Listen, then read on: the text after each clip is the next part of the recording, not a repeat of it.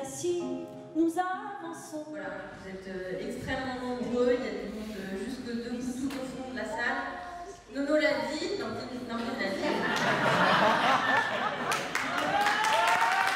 Et donc je suis envoyée pour débattre avec les autres représentants jeunesse des candidats.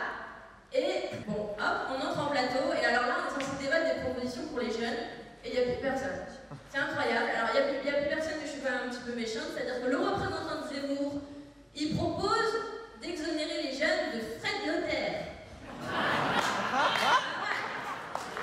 Bah alors, on lui dit ou pas que les jeunes n'ont pas forcément les moyens de s'acheter une maison. En fait, c'est 5% des jeunes qui ont les moyens de s'acheter une maison. Vraiment, ça sert à personne. Le représentant de Madame Le Pen, il propose de les exonérer d'impôt sur le revenu. Pareil, la jeunesse populaire les remercie. Et puis, Pécresse, alors le représentant de Pécresse, lui, il propose une grande banque pour la jeunesse. Tout le monde aura le droit de s'endetter avec Madame Pécresse. Macron, je passe, on ne comprend pas ce qu'il propose de toute façon. Et nous, évidemment, on a des propositions sérieuses face à ça. La première d'entre elles, c'est la garantie d'autonomie. Je le dis parce qu'il y a des gens qui sont là pour la première fois. La garantie d'autonomie, c'est 1 063 € par mois pour tous les jeunes, 16 ans pour ceux qui sont au lycée professionnel, 18 ans pour les autres, pour que les jeunes puissent enfin se concentrer sur leurs études. Monsieur Macron oublie au passage qu'il a été condamné 2 fois pour son inaction climatique et 1 fois pour son respect des normes de la pollution de l'air.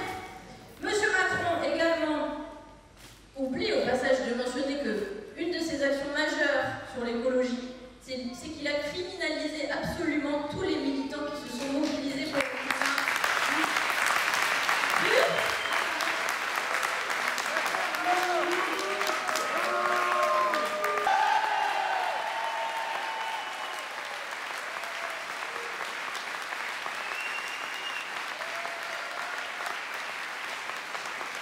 Il est vaste. Il y a eu un rapport qui a été pondu par Christine Erel, je donne son nom parce que c'est un rapport commandé par le ministère du Travail qui est un rapport vraiment remarquable.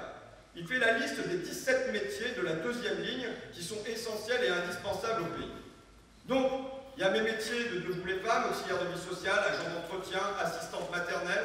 Il y a des métiers plus masculins, caristes, camionneurs, ouvriers d'industrie agroalimentaire.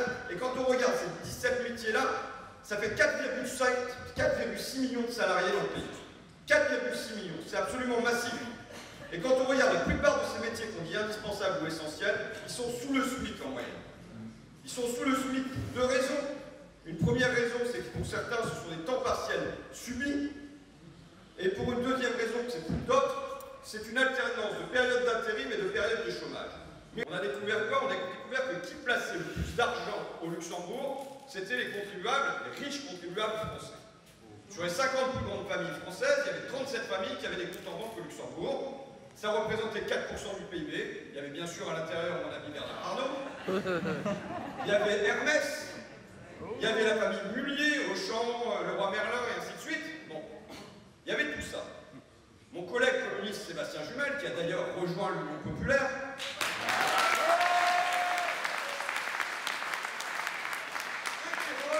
Bruno Le Maire en commission des affaires économiques. Alors, monsieur le ministre, qu'est-ce que vous comptez faire face aux open luxe? Bruno Le Maire ne répond pas, il passe à une autre question et tout ça. Je reviens derrière et je dis, écoutez, monsieur le ministre, sur les open luxe, là, qu'est-ce que vous comptez faire? Je ne suis pas trop au courant, est-ce que vous pouvez m'expliquer? Ça faisait la pub. Donc, on lui réexplique les 37 familles, 4% du PIB, Auchan, Il dit, ah écoutez, je vais me renseigner et je reviens vers vous. Ça veut dire quoi?